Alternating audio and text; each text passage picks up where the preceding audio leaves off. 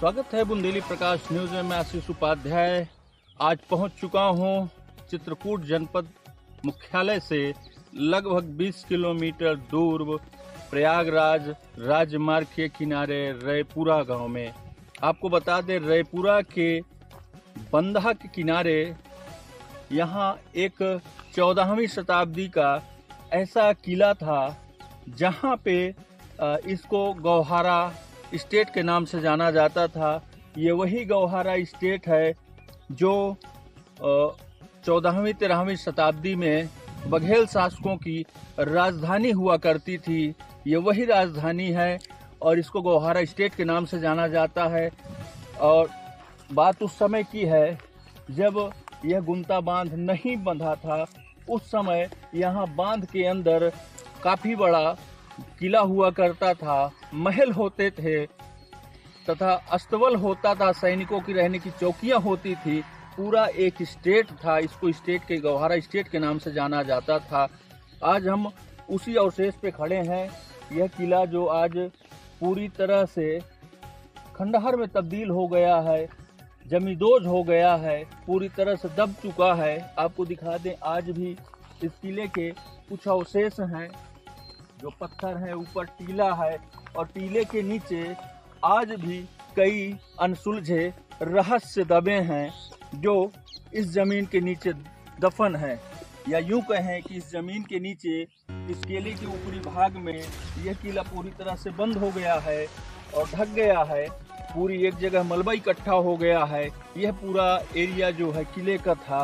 आप देख सकते हैं आज यहाँ किले के स्थान पे ये बांध बना है और ये नीचे ये पूरा किले था जो कुछ न कुछ किले के भाग को देख के आप अंदाज़ा लगा सकते हैं यह पहले कितना अद्भुत रहा होगा, कितना सुंदर रहा होगा यह किला, जिसके आज भी अवशेष कहीं न कहीं पत्थर के रूप में बिखरे पड़े हैं।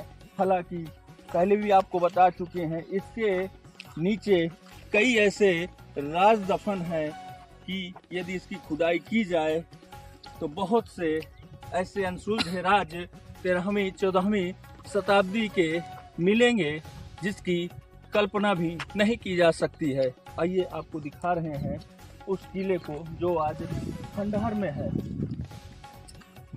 यह गौहारा स्टेट का किला था और इसके नीचे यह गुंता नदी बहती है और इस नदी के दूसरे भाग पे रैपुरा गांव बसा हुआ है।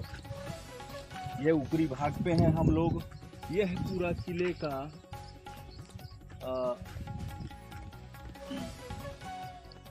चार दीवारी थी जो आज पूरी तरह खंडहर में तब्दील हो गई है। आप देख सकते हैं यहाँ घास फूस पेड़ पौधे उगाए हैं और नीचे आज भी यहाँ पत्थर हैं।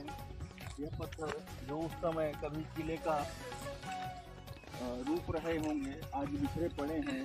हालांकि कुछ जानकारों की यदि माना जाए तो जानकार यह भी बताते हैं कि यहाँ जो ये खेत हैं, आज भी लोग जो जुताई करते हैं, खेतों में कार्य करने वाले हैं, उनको पुराने समय की मोहरें तथा गिलास कटोरी आदि पीतल के सामग्री, अष्टधातु आदि की सामग्री उनको प्राप्त होती है। इस किले की एक भग्नावशेष मूर्ति भी है जो खंडित है, जो नंदी का सर है। यहाँ पे भैरम बाबा का स्थान है जहाँ पे उसको प्रतिष्ठित किया गया है। बगल में एक माता जी का भी मंदिर बना दिया गया है जो यहाँ के गांव की कुलपूज मानी जाती है। वहाँ देवी जी का मंदिर है और यहाँ पे भैरम बाबा का स्थान है जो उसी समय की 14वीं शताब्दी की जो मूर्ति थी उसको यहाँ पे विस्थापित कर दिया गया है।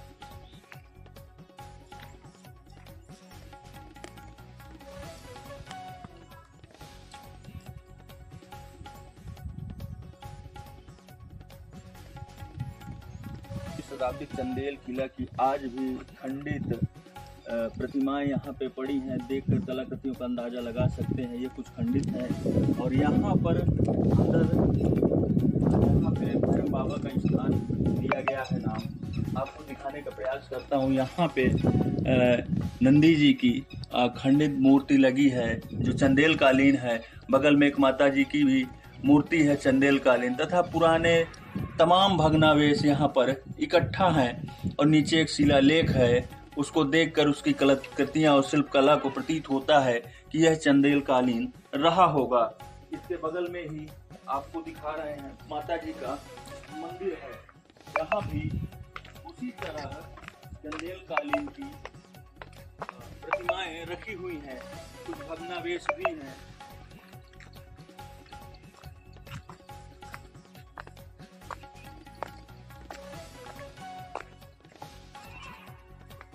यह माता जी का मंदिर है, इसमें लिखा हुआ है गोदिया माता जी का मंदिर है। इसको गोदिया माता जी के नाम से जाना जाता है, जिसका जीर्णोद्धार जिला विद्यालय निरीक्षक झांसी यहीं के बनवाए हैं, गौहारा खास में निर्मित कराया गया है।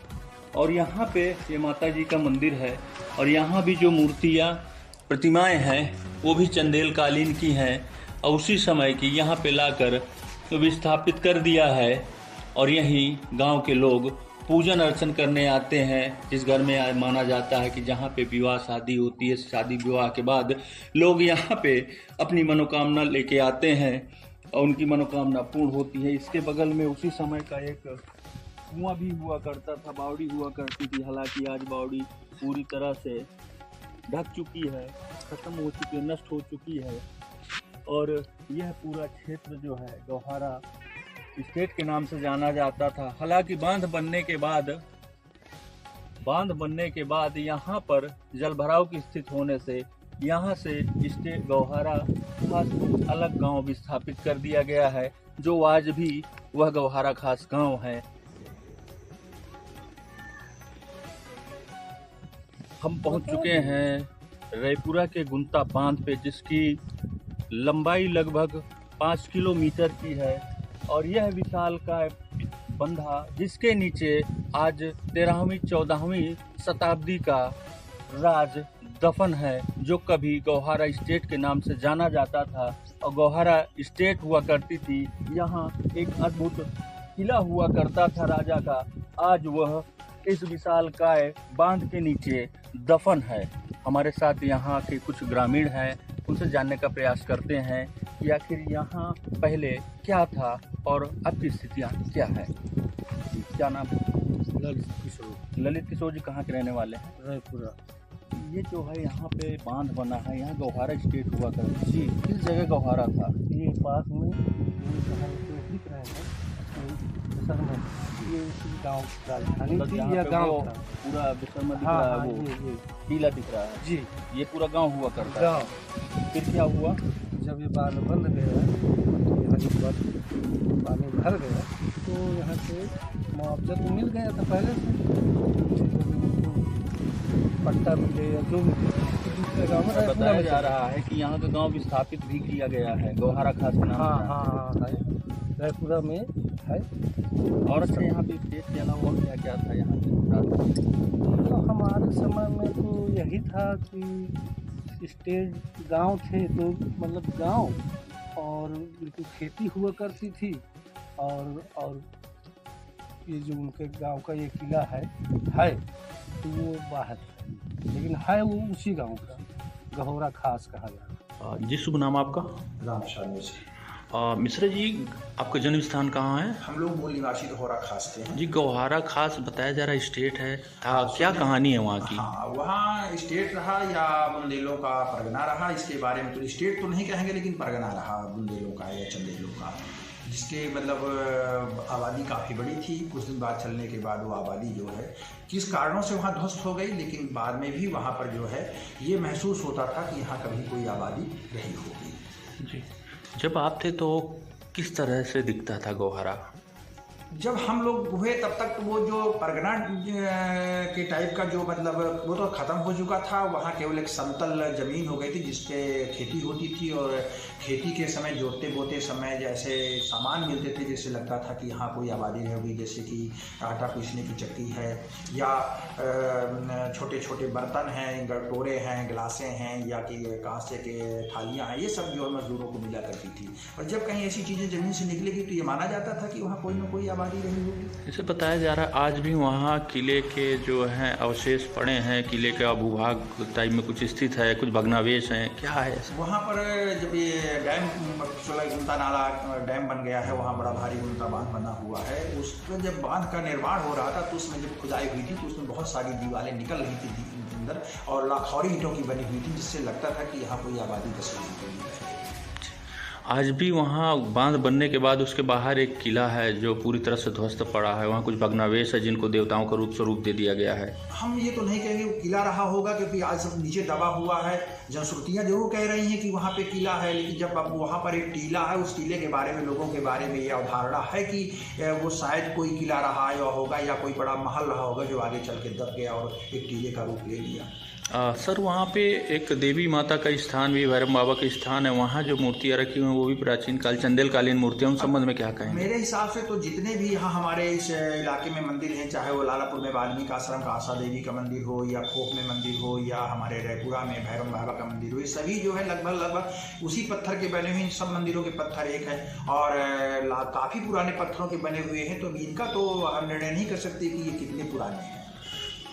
जी, ये जो बता रहे हैं गौहारा परगना थी चंदेलों की, मतलब जो स्टेट थी, किस आधार पे परगना थी? हम इस बारे में कह रहे हैं कि एक पत्रिका में निकाला था, कुछ शोधकर्ताओं ने जब ये बात चली थी कि तुलसीदास जी राजापुर में पैदा हुए थे शोरों में, तो राजापुर के लोगों ने बड़ा शोध किया था, उसमें एक आदेश निकाला था जो अकबर ने जो है माफ़ी वो दिया था घाट के वसूली के लिए तुलसीदास जी के शिष्यों को, उसको बाद में आगे चल करके चंदेलों के अधिकारियों ने बंद कर दिया था। उस पर जब वो लोग शिकायत लेके गए थे, शायद मेरा अंदाजा है कि जहांगीर या औरंगजेब के पास, उसमें गहोरा के परगना का नाम लोग दिए। गहोरा परगना के अधिकारी हमें जो है घाट की माफ़ी नहीं दे रहे हैं, तो अगर उन्होंने गहोरा परगना के नाम से शिकायत की है तो माना जा सकता है कि गहोरा परगना रहा होगा जो चंदेलों के अधिकार क्षेत्र में था।